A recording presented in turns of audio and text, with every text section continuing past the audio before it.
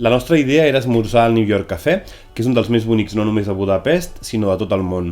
I això no ho dic jo, sinó molts blogs especialitzats. És un cafè que és preciós, en un edifici de 1890 i pico, i el problema va ser que moltíssima més gent havia decidit el mateix que nosaltres i vam haver de girar cua, perquè si no ens haguéssim passat tot el dia allà i no hauríem pogut visitar res del que volíem veure. La primera visita del dia era la sinagoga d'Ohani, que és la segona sinagoga més gran del món, darrere la de Jerusalem. És molt interessant perquè hi ha visites gratuïtes que duren uns 30-35 minuts i us porten per la sinagoga i pel recinte exterior. Tot i tractar-se d'una sinagoga molt bonica, el més important i més impactant és la seva història, ja que al voltant seu és on es va crear el gueto durant l'ocupació nazi i posteriorment un camp de concentració on s'enviava a molts dels jueus d'Hongria. Per aquest motiu, per exemple, es va improvisar un cementiri al pati exterior on en l'espai de 40 tombes hi van haver d'enterrar més de 2.000 persones.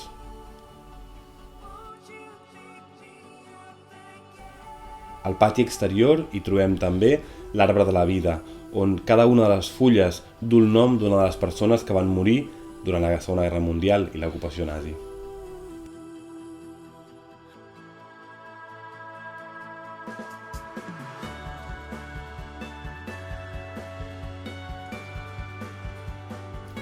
Un cop acabada la visita a l'exterior, us recomanem moltíssim que feu una visita a la petita sinagoga nova, no és tan bonica com l'antiga ni molt menys, però val la pena, i sobretot al Museu Jueu, on podeu fer una volta també i entendre una mica més sobre la història d'aquest lloc tan bonic.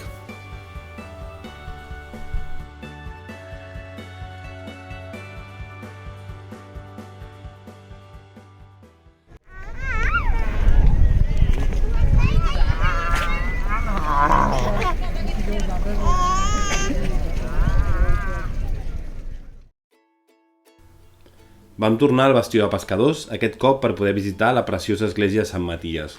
La nostra idea en anar cap al turó del Buda era passar primer per l'Hospital a la Roca, el que passa és que ens van comentar que amb nens estava prohibidíssim, ja que l'aire que es respira no és gaire bo i podia ser perillós per la Greta, així que vam deixar-ho per més endavant.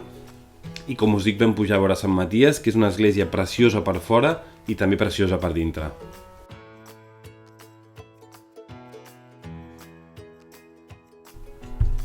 De fet, el nom oficial de l'església no és Església Sant Maties, sinó el Temple de Nostra Senyora.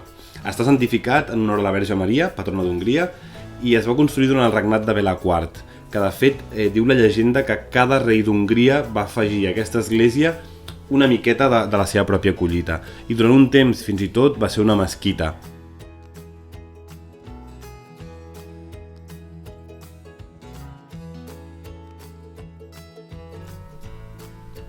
Tocava, ara sí, dir adeu a Budapest, una ciutat que ens havia robat el cor completament. A Budapest hi ha els tramvies, hi ha el Danubi, hi ha el tercer parlament més gran del món i un munt d'històries, algunes dures, però que ens parlen també de dues ciutats que van acabar unint-se i que ara són l'una per l'altra el millor mirador per la veïna de davant. Hi havíem anat per provar el Home Exchange, però tornàvem convençuts que repetiríem. Perquè s'hi menja molt bé, perquè miris on miris, t'enamores, perquè hi ha una oferta d'oci diürn i nocturn envejable i molt original, i perquè això dels balnearis és una passada. Aneu a Budapest, no us en penedireu.